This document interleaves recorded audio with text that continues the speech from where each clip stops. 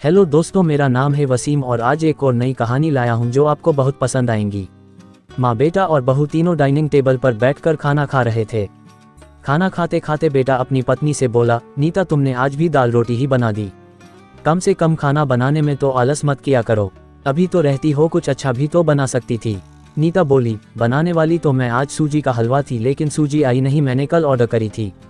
कोई बात नहीं, कल बना दूंगी। किचन में कुकर की सीटी सुनाई देती है और खाना खाते खाते नीता किचन में चली जाती है। किचन से वापस आकर डाइनिंग टेबल पर बैठते हुए नीता कहती है कि आलू पकाने के लिए रखे थे, शाम को आलू की टिकिया बनाएंगे। उसकी सासू माँ भी ये सुनकर खुश होती है। नितिन बीच में बोल पड़ता है, ये अच्छा है, दोनों बहुत मजे करते हो, अपने पसंद की चीजें जो बनाकर खाते हो। तभी डोरबेल बजती है। सुनीता फिर से खाने की टेबल से उठकर दरवाजा खोलने चली जाती है। दरवाजे पर डिलीवरी बॉय सूजी लेकर आया होता। पार्सल लेकर अनीता फिर से डाइनिंग टेबल पर खाना खाने बैठती है।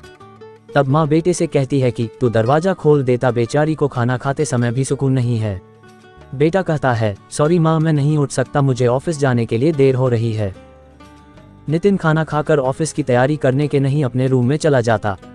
कुछ ही सेकंडों बाद वो सुनीता को आवाज लगाता है, नीता मेरी घड़ी कहाँ है? मिल नहीं रही है। नीता खाना खाते खाते ही उसे बताती है, अलमारी के ड्रॉअर में देखो। नितिन कहता है, नहीं मिल रही है।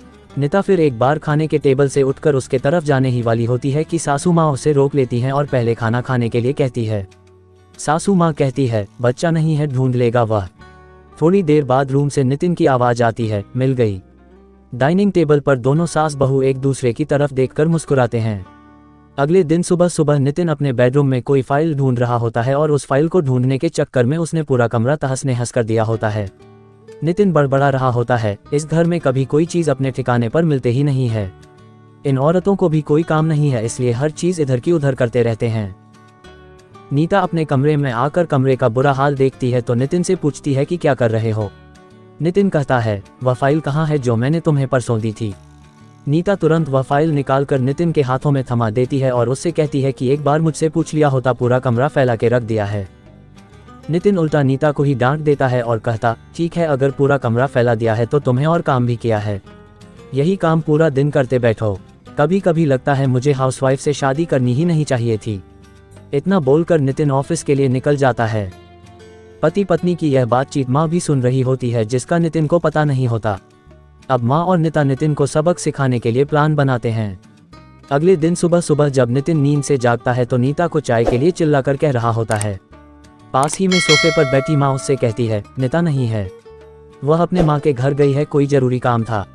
नितिन फोन निकालकर नीता को कॉल करने लगता है। तब माँ उसे रोकते हुए कहती है, फोन मत कर, माँ के घर ही तो गई है, आ जाएगी 2-3 दिन में। नितिन फोन रख देता है और माँ से कह रहा होता है कि माँ चाय। तभी माँ बोल पड़ती है, हाँ 2 कप बनाना, मैं भी पीऊंगी। बेमन से नितिन किचन की तरफ जाने लगता है चाय बनाने के लिए। तब मैं तो फिर से खड़े होते हुए कहती है, अरे बेटा रुको। नितिन को लगता है कि माँ उससे रोक कर को चाय बनाने चली जाएगी, लेकिन माँ कहती है, मेरी चाय में थोड़ी चीनी कम डालना। नितिन चाय बनाकर लाता है। माँ और बेटा दोनों चाय पी रहे होते हैं। तब माँ बोलती है, अच्छी बनाई है, लेकिन नीता जो चाय बनाती है उसमें तुलसी की कुछ पत्तियां डाल देती है, उसका स्वाद ही अलग आता है। बेटा कोई नहीं, अगली बार जब तू चाय बनाएगा तो ध्यान रखना। नीति माँ की तरफ देखता ही रह जाता है। थोड़ी देर बाद नितिन माँ से कहता है, माँ आज खाने में मटर पनीर। माँ फिर से नितिन की बात काटते हुए माँ कहती है, अरे वाह, आज मेरा बेटा मुझे मटर पनीर बनाकर खिलाएगा। अच्छा है, काफी दिनों से मटर पनीर खाने की इच्छा हो रही थी। नितिन कहता है, अरे माँ, मैं तुम्हें मटर पनीर बनाने के लिए कह रहा था। माँ कहती है, नहीं बेटा, मेरे घुटनों में बहुत दर्द रहता है, मैं इतने घंटों तक किचन में नहीं खड़ी रह सकती। नितिन अपना फोन निकालकर रेस्टोरेंट से ऑर्डर करने लगता है। तब माँ उसे रोकते हुए कहती है, इस उम्र में मेरा पाचन अच्छा नहीं रहता बेटा, मुझे गैस हो जाती है और तुम मुझे बाहर का खाना खिलाना चाहते हो, तू तो अपनी माँ से प्यार ही नहीं करता। नितिन ना चाहते हुए भी घर का खाना बनाने के लिए किचन में चला जाता है। 1 घंटे बाद खाना बन के तैयार हो जाता है। नितिन 2 थाली में खाना परोसकर माँ के पास आता है। माँ देखती है कि नितिन ने दाल रोटी बनाई है। माँ नितिन से कहती है, अरे बेटा, तू तो मटर पनीर बनाने वाला था ना? नितिन कहता है, माँ यह आसान था बनाने के लिए। माँ कहती है, नीता होती तो मुझे आज मटर पनीर बनाकर ही खिलाती। चलो कोई बात नहीं, मैं कहाँ हर दिन मटर पनीर खाती हूँ, आज भी दाल रोटी ही खा लूंगी। आ बैठ, साथ में मिलकर खाते हैं।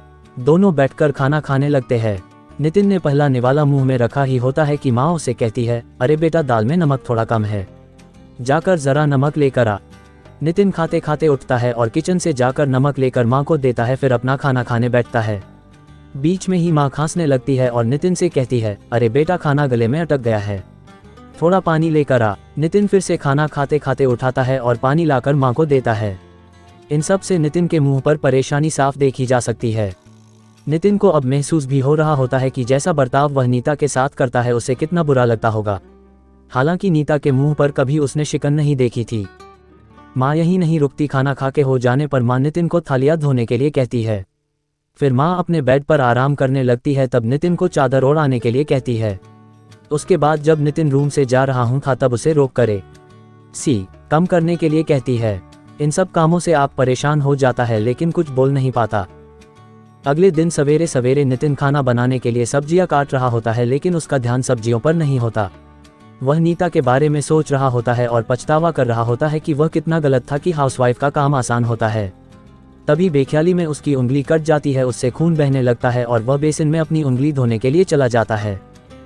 तभी नीता उसके पास आकर उसके हाथों में पट्टी बांधने लगती है, यानी कि नीता कभी माँ के घर गई ही नहीं थी। ये तो सास बहू के प्लान का हिस्सा था जिससे वह नितिन से छुपकर उसी घर में रह रही थी। नितिन नीता को देखकर काफी खुश हो जाता है। नीता से कहता है, घर का काम हम दोनों मिलकर क्या करेंगे। नीता पूछती है, ऐसा क्यों? नितिन कहता है कि मैं घर का काम सीख जाऊंगा और घर अगर हम दोनों का है तो घर का काम भी हम दोनों का ही होना चाहिए। आपको अगर ये कहानी पसंद आई हो तो हमारे YouTube चैनल को सब्सक्राइब करें, वीडियो को लाइक करें और कमेंट करके बताएं कि आपको कहानी किस किस टॉपिक के ऊपर चाहिए। धन्यवाद।